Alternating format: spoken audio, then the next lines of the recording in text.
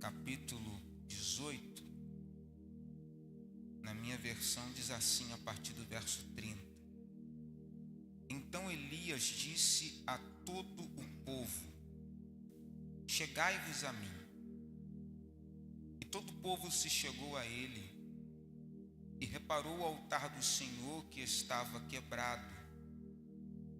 E Elias tomou 12 pedras, conforme o número das tribos dos filhos de Jacó, a qual veio a palavra do Senhor dizendo: Israel será o teu nome. E com aquelas pedras edificou o altar em nome do Senhor.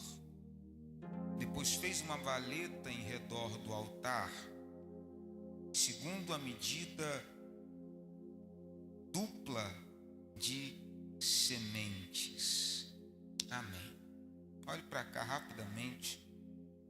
Eu quero ser muito rápido naquilo que eu quero compartilhar o teu coração. Quando nós olhamos para um texto do Antigo Testamento, nós entendemos, e é natural que nós procuremos nos textos, nas histórias, símbolos que façam sentido para o nosso tempo. É bom esse exercício de buscar nas histórias do Antigo Testamento sinais, referências, ensinamentos que farão sentido para o nosso tempo. Nós estamos distantes, não só em questão de anos, mas também culturalmente, de muitas das histórias que estão aqui registradas. Então, quando nós vemos cenas como esta aqui, que nós observamos rapidamente, como no capítulo 18, nós temos sacrifícios acontecendo, altares sendo construídos, holocaustos sendo oferecidos. Nossos cultos não são assim. Nossos cultos não seguem esta mesma dinâmica ou liturgia. Ao olhar pedras, ao olhar lenha, ao olhar animais sendo oferecidos, não há uma conexão imediata ao nosso modo de cultuar. Então, nosso exercício sempre será entender o que nestes textos se encaixa com a nossa realidade. E geralmente, grande parte das vezes, os princípios são os que mais ressaltam aos nossos olhos. Nós precisamos observar tais histórias, tentando entender quais princípios elas exalam, para que na nossa liturgia, no nosso dia a dia, no nosso contexto, na nossa cultura, possamos cumprir a vontade de Deus, assim como está registrada nas Escrituras. Então eu não quero falar de pedra, eu não quero falar de lenha, eu não quero falar de algo material aqui. Eu quero falar de um princípio básico que salta aos nossos olhos ao observar um texto como esse. Um exemplo é o evento extraordinário do capítulo 18 do primeiro livro dos Reis. Qual é o evento extraordinário aqui? É um Deus que, de forma espontânea, soberana, autônoma, acende um altar, a fogo caindo do céu. Tudo converge para esse momento. O ápice desse texto, o ápice dessa narrativa, o momento mais impressionante, e é o que nós mais buscamos ao tentar entender qual o princípio desse texto, é o momento em que Deus faz fogo cair do céu. Cantamos sobre, pregamos sobre, oramos sobre, pedimos: Senhor, faça fogo cair do céu. Mas a pergunta é: Estamos pedindo para Deus fazer fogo cair do céu? Não. Porque não olhamos para a matéria fogo. Não olhamos para o elemento fogo. Olhamos para o princípio que o fogo revela. Fogo para nós não é o visível, o natural, o palpável, o material. Fogo para nós é resposta. Fogo para nós é o quê? Fogo para nós é o quê? Porque digo isso, porque é assim que Elias define fogo no texto. Verso 24. Ele vai propor um desafio aos profetas de Baal. E ele vai dizer: olha, é o seguinte, vocês vão preparar o altar de vocês, eu vou preparar o meu. Vocês vão organizar o holocausto de vocês, eu vou organizar o meu. Vocês peguem o animal de vocês e sacrifiquem, eu vou pegar o meu animal e vou sacrificar. Porém, não coloquem fogo. Por quê? O Deus que responder por fogo, esse é Deus. Então, para Elias, cair fogo é resposta. Cair fogo é o meio de Deus responder. A oração de Elias é essa. Quem já ouviu o Fernandinho cantar Caia Fogo sabe a oração de cor. Responde-me, Senhor, responde-me, para que esse povo saiba e veja que só Tu, Senhor, és Deus. Fogo é resposta. Diga, por favor, esse crente: fogo é resposta. A ideia aqui é que fogo não é iniciativa primária. Fogo é resposta. Fogo não é início da questão. Fogo é resposta. A ideia aqui, no uso da palavra, é algo que é retribuído. Aquilo que vem depois. Aquilo que é retribuído depois. Aquilo que é evidenciado depois. Resposta. Fogo é resposta, porque o fogo não vem primeiro, o fogo vem depois. Fogo é resposta, porque fogo não é atribuição, fogo é retribuição. Fogo não é o que inicia a liturgia, fogo é o que conclui a liturgia. No culto que Elias oferece no Carmelo, o culto não começa com fogo, o culto termina com fogo, porque fogo é resposta. Aquilo que vem depois, retribuição, anúncio, aquilo que é entregue ou evidenciado após. Precisamos entender este princípio, porque senão esperaremos de Deus, e somente isso. Senão esperaremos por Deus, e somente isso. Mas fogo não é o que Deus faz primeiro, fogo é o que Deus faz depois. Depois do que? Há um cenário aqui que só permite um fogo depois, porque não tem como ter fogo antes. O cenário que apresenta princípios para nós nos ensina que só há fogo depois, porque do jeito que está, não dá para ter fogo. William, como está? Te explico rapidinho. Primeiro, Israel, o povo de Deus, a nação escolhida, está dividida em dois reinos. Está dividida em dois reinos: reino do norte, reino do sul. Mesmo povo dividido geograficamente, um povo ou uma parte do mesmo povo ao norte outra parte do mesmo povo ao sul. Há uma divisão geográfica. Além de uma divisão geográfica, há uma divisão política, porque no Reino do Norte há uma monarquia, no Reino do Norte há uma dinastia, no Reino do Norte há um rei, há um sistema político. Mas no Reino do Sul também há outra monarquia, há outra dinastia, há outro rei. Então, além de divididos geograficamente, Israel, o povo de Deus, está dividido politicamente.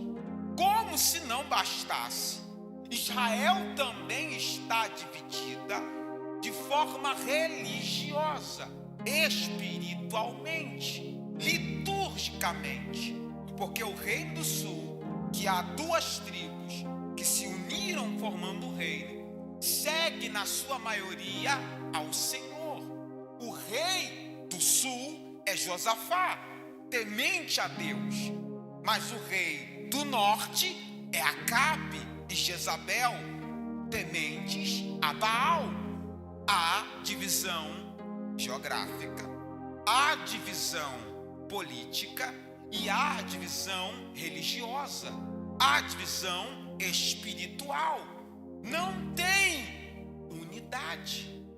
E desse jeito, do jeito que está, não tem como ter fogo. Porque fogo é resposta.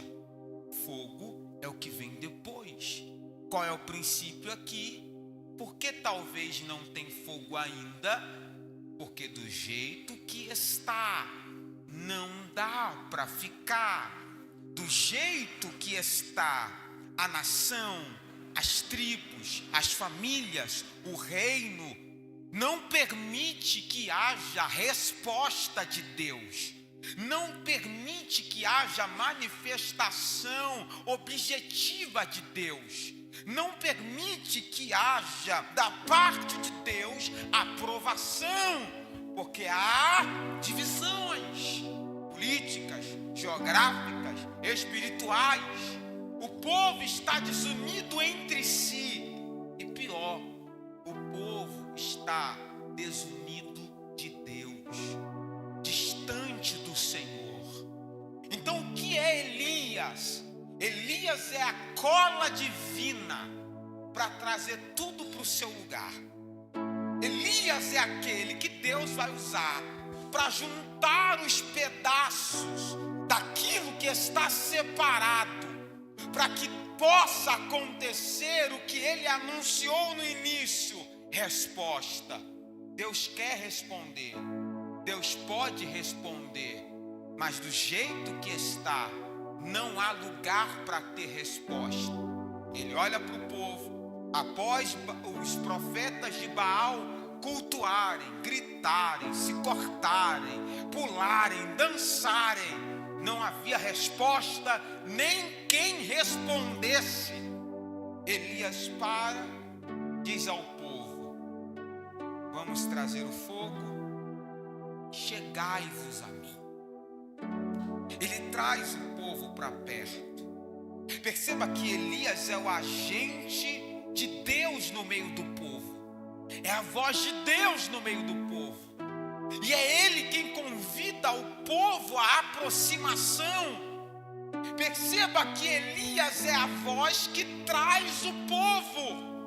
O maior interessado em nos ter perto é Deus. Não há capacidade em nós de buscá-lo por conta própria, porque em nós há uma separação natural, existencial. Nossos pecados fazem separação entre nós e Deus. O profeta denuncia dizendo que não há quem busque, não há quem queira, não há quem pratique a justiça, porque o nosso coração é alienado, separado, destituído da glória. Mas eis que surge uma palavra no meio da separação. E qual é a palavra? Chegai-vos a mim. Qual é o chamado no meio desta separação? É a voz de Deus através do profeta, no âmbito, no ambiente, no cenário da distinção, da separação, da alienação. Há um Deus que nos chama todos os dias: chegai-vos a mim. Essa é a mesma palavra de Tiago no capítulo 4: aproximai-vos de Deus, chegai-vos a Deus, e Ele se achegará a vós. É a mesma palavra do profeta ao rei Amazias em 2 Crônicas: se você se aproximar de Deus, Deus se aproximará de ti. Essa é a mesma palavra, aleluia, que Jesus liberou para nós em Mateus capítulo 11: vinde a mim, todos que estão cansados. Ainda há, querido, um chamado para romper o abismo que nos separava dele. Lembra o véu que nos separava? Não nos separa mais, porque há uma voz que nos chama todos os dias. Lembra o abismo que havia entre o homem e Deus? Não existe mais, porque em Cristo há um chegai-vos a mim. Em Cristo há um se reaproxime. O mais interessado em nos ver unidos nele é o próprio Deus. Chegai-vos a mim. Então precisamos entender que o maior interessado, quem nos quer perto, é Ele. Chegai-vos a mim, porque espalhados não há resposta, distantes não há fogo, não há manifestação constante. Ao chamar o povo, diz o texto que ele começa a reparar um altar que estava quebrado. Primeira informação que temos: tinha um altar ali. Segunda informação que temos: há tempo esse altar não é usado, mas já foi. A lógica é essa: há algum tempo, em algum momento, alguém levantou um altar no Monte Carmelo e o usou. Fez um altar ali e fez uso dele. Naturalmente, se há uma construção de pedras no Carmelo, é sinal que alguém em algum momento usou o Carmelo para louvar a Deus. Mas esse altar está quebrado. E não é isso que me incomoda, na verdade. Porque numa construção de pedra, em algo natural, simples, ok, há a possibilidade de quebrar. Pode quebrar. Em algum momento, com o passar do tempo, alguém esbarra, alguém faz mau uso, passa um vento, alguém, não sei, um animal, alguma situação, desmoronou, as pedras caíram, desconjuntaram, quebrou. O que me incomoda não é o altar quebrado. O que me incomoda é o altar quebrado até agora. Ninguém foi lá para reparar. Ninguém foi lá para reajustar. Ninguém foi lá para consertar. E desde o último culto que teve no Carmelo, ninguém reparou o altar. Por que será? Não houve culto, não houve devoção. Eu não sei há quanto tempo, ok? Eu não sei por quanto tempo alguém não se preocupou em reparar o altar do Senhor que havia no Carmelo. E isso me incomoda, porque quanto tempo estamos aceitando viver com altares quebrados? Qual foi a última vez que você orou? Quanto tempo você está aceitando viver sem orar? O problema não foi a última vez que você leu a Bíblia. O problema é o tempo que você está aceitando viver sem lê-la. O problema não foi a última vez que você fez, a última vez que você sentiu a presença de Deus, a última vez que você entrou num ambiente e se entregou de verdade. Não, o problema não é esse. O problema é o tempo passando e a gente aceitando. O tempo passando, e a gente passando no Carmelo, olhando o altar quebrado, o ponto de conexão com Deus quebrado, e a gente aceita.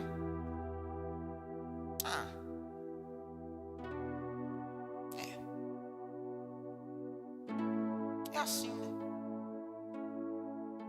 Deus entende. Deus me conhece. Não tenho força. Hoje não. Amanhã eu volto. Quanto tempo você aceita viver sem orar? Quantos dias tu suporta? Isso é um problema sério, seríssimo. Eu não quero ter que impostar a voz para você entender a seriedade do que eu estou dizendo. O tempo que a gente consegue suportar desconectado de Deus mostra o quão longe estamos dele.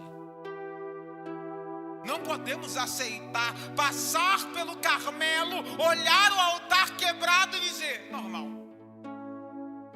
Porque o altar é o ponto de conexão. Quem chama para perto é Deus. Quem levanta o altar é você. Uma vez que Ele já me chamou, eu não posso aceitar que o meu ponto de atribuição, porque mais uma vez eu digo, fogo é resposta.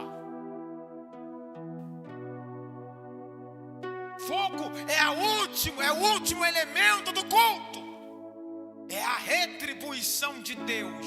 Mas Deus não retribui se não tiver atribuição. Se não tiver altar, não tem fogo.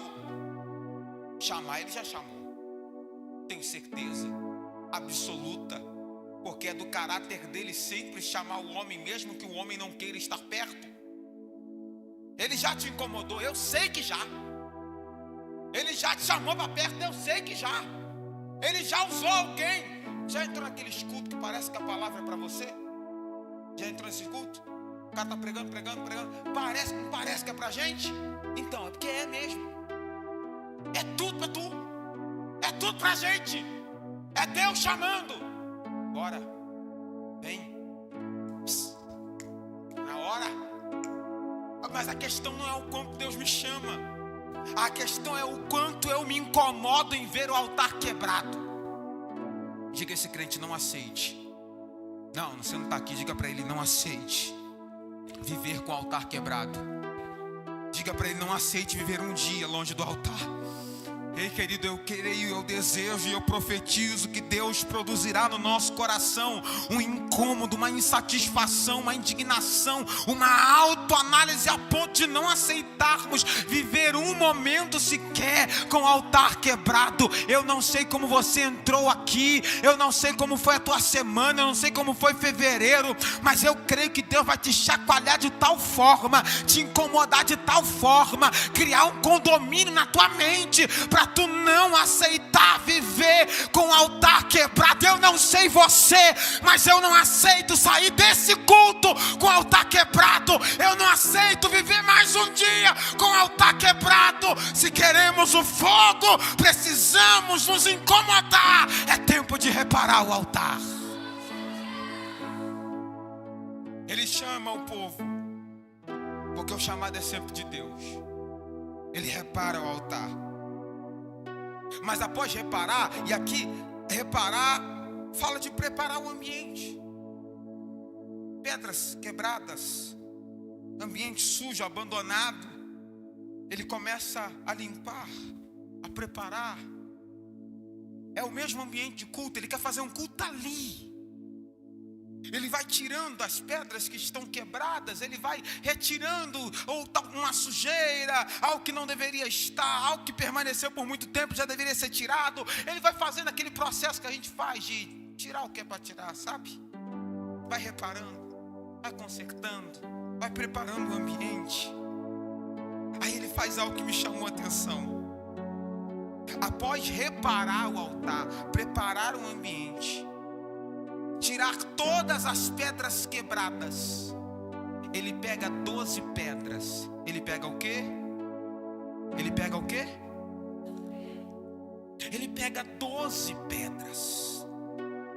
William, por que ele pega 12 pedras? O texto é explicativo, simples, eu não quero te dizer nada além do que está escrito. ele pega 12 pedras conforme o número das tribos dos filhos de Jacó. 12 pedras, porque cada pedra corresponde a um filho de Jacó. Cada filho gerou uma tribo.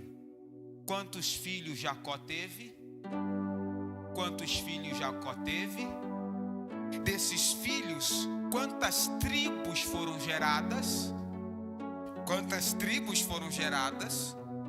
Dessas tribos, quantas tribos estão representadas ali? As 12.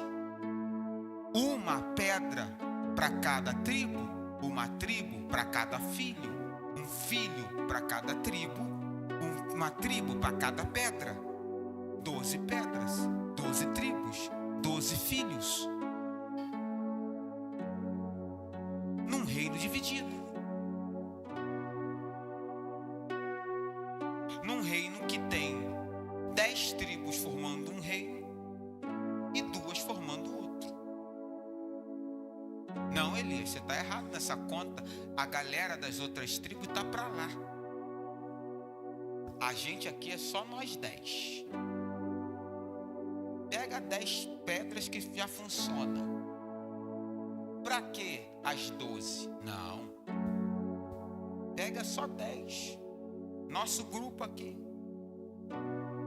Esquece os outros 2. Não. Porque ele está representando 12 tribos referentes a 12 filhos de Jacó, a qual foi dito para ele: Israel será o teu nome. Israel não é 10 tribos. Israel são 12 tribos. Por algum motivo, Deus não olha as tribos como 12 tribos. Deus olha as 12 tribos como Israel. Um povo. Sim, todas as tribos, uma diferente das outras. Com certeza, te digo com certeza absoluta. Observe o último capítulo de Gênesis e os últimos de Deuteronômio. Quando Jacó vai abençoar as tribos e quando Moisés vai abençoar as tribos, é uma bênção distinta para cada tribo, uma característica para cada tribo, porque todos são diferentes. 12 pedras. Não pedras iguais, como a gente tem os nossos paralelepípedos. Não há buril, não há forma. Não são 12 pedras quadradinhas, 12 pedras totalmente diferentes, uma da outra.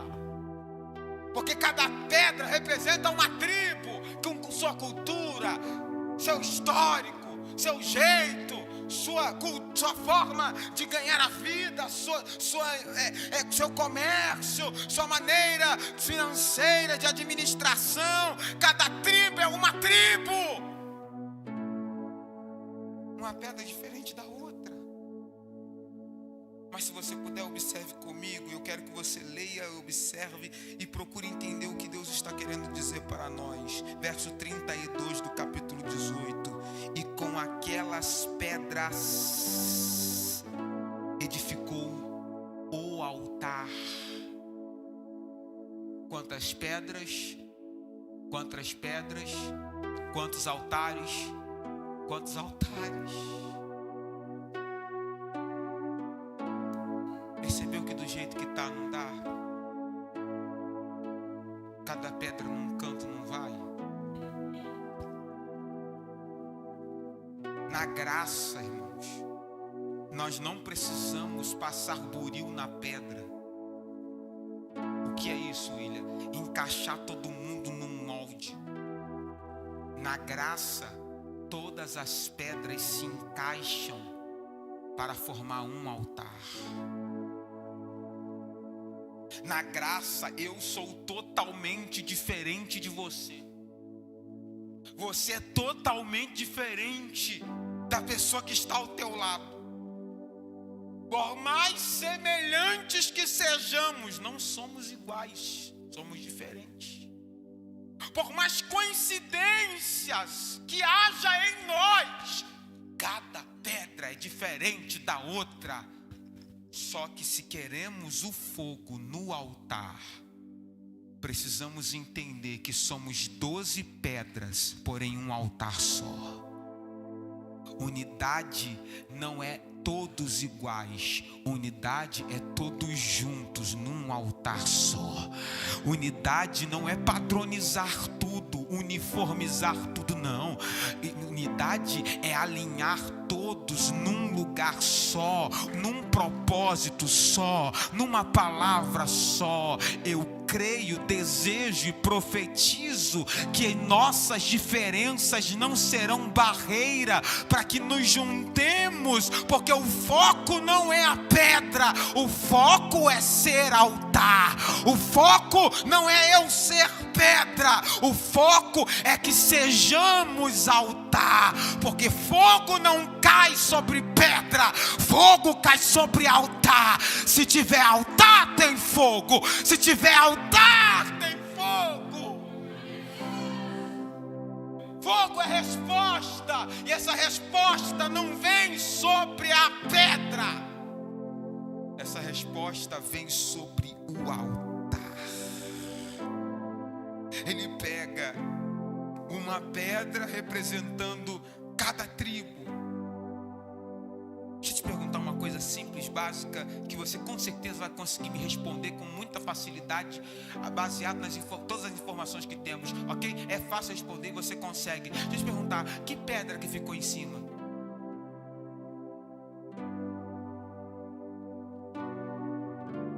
Não, tá tudo bem, tudo bem. Deixa eu fazer uma pergunta mais fácil ainda, tá? Se você achou a primeira difícil, eu prometo que a segunda vai ser mais fácil, ok? Que pedra ficou embaixo?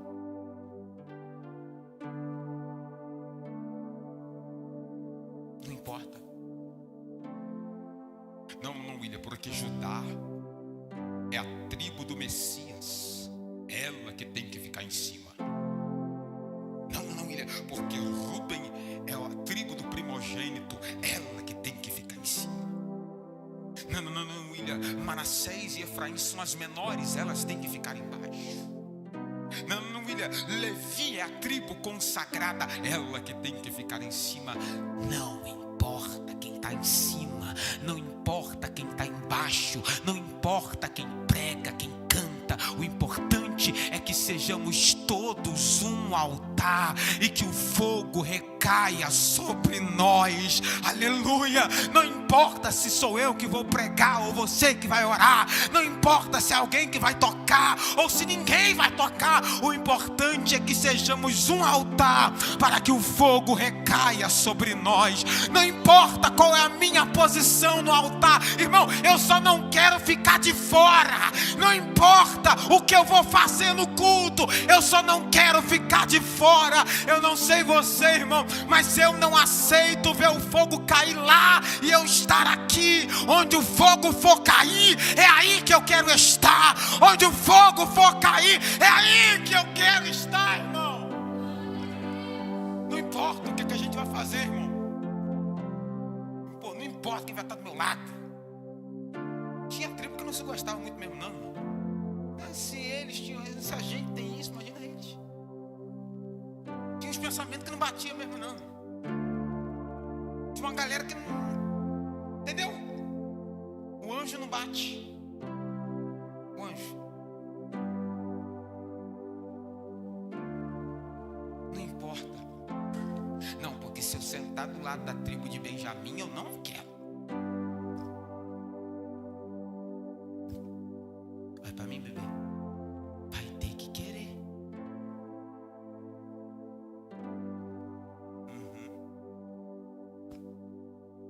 Jesus te quis.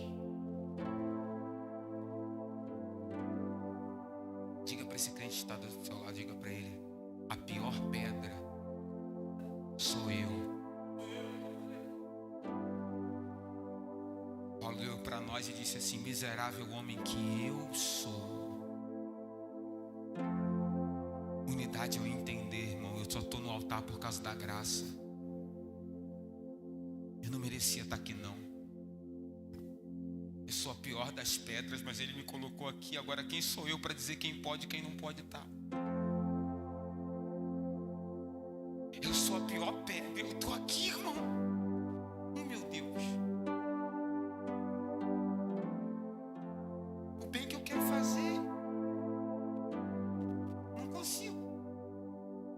porque eu sei que eu não posso. Quando eu vejo, estou fazendo. Quem me livrará do corpo dessa morte? Eu sou pedra ruim, irmão. Mas tem alguém que olhou para mim e falou assim: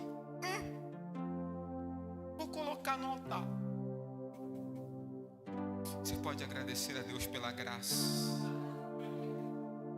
Sabe o que é agradecer? Reconhecer a graça.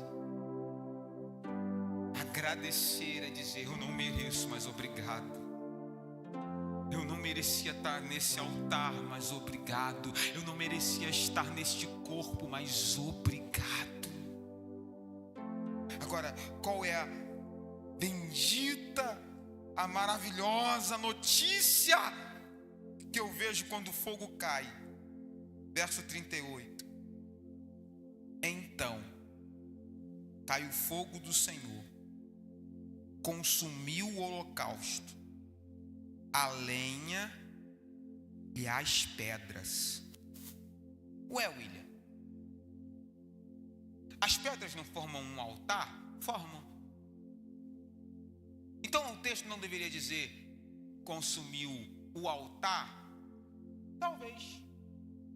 Mas aqui eu vejo a graça de Deus em olhar para um altar e alcançar todas as pedras. Percebeu a mecânica do evangelho? Porque talvez alguém possa pensar: eu não vou ficar no altar, servir base para ninguém, porque na hora que o fogo cair, só vai cair sobre a galera lá de cima mesmo. O fogo cai sobre o altar e sobre todas as pedras. Eu vim te dizer que Deus tem algo para nós e algo para você. Porque na medida que nos envolvemos na unidade, Deus trabalha na nossa individualidade. Na medida que nos conectamos em unidade, você não sai daqui com nada pendente. À medida que eu me conecto, deixo minhas diferenças, abro mão dos meus achismos. À medida que entendo a mecânica do reino, me conecto a pedras que talvez estavam distantes, mas agora fazemos parte todos do mesmo altar. Na medida, quando o fogo cair, o fogo não cai sobre alguns, o fogo cai sobre todos. Porque na medida que me envolvo na unidade, Deus resolve as minhas individualidades. Deus me alcança individualmente. William, onde está a confirmação disso? No dia de Pentecostes. Estavam todos, pluralidade, reunidos, pluralidade, no mesmo lugar. De repente veio um som como de um vento veemente e encheu a casa onde estavam, pluralidade. Assentados, pluralidade. Todos foram cheios, todos, pluralidade, cheios do Espírito Santo, e começaram a falar em novas línguas, conforme o Espírito Santo lhes concedia que falassem, pluralidade. Mas aí vem o texto e diz que foram vistas línguas repartidas como de fogo sobre cada um. Cada um. Só é para todos porque é para cada um. Só acontece sobre todos porque o meu Deus tem poder de alcançar a cada um. Você quer que Ele te alcance, irmão? Não sai do altar. Você quer que Ele te alcance? Não se isole. Você quer que Ele te alcance? Não ache que você não depende disso aqui. Ele alcança cada um na medida que nos envolvemos uns com os outros. Ele alcança o altar na medida que vai alcançando cada pedra. Ele só alcançou cada pedra porque todas as pedras estavam no altar. Aqui está a mecânica do evangelho, aqui está a mecânica da graça. Ele quer alcançar a cada um de nós, e à medida que Ele vai alcançando cada um de nós, todos são alcançados. O que Deus está propondo para nós no final deste mês, para o resto deste ano: enquanto você estiver no altar, eu te alcanço. Enquanto você estiver envolvido no altar, na unidade. Essa é a oração de Cristo em João 17. Pai, eu te peço que o Senhor os preserve para que eles sejam um, assim como eu e o Senhor somos um. Eu quero te convidar por alguns segundos a fechar os seus olhos. Pega na mão desse crente que está do teu lado agora. Ele é uma pedra que Deus colocou do teu lado. Eu gostaria que você se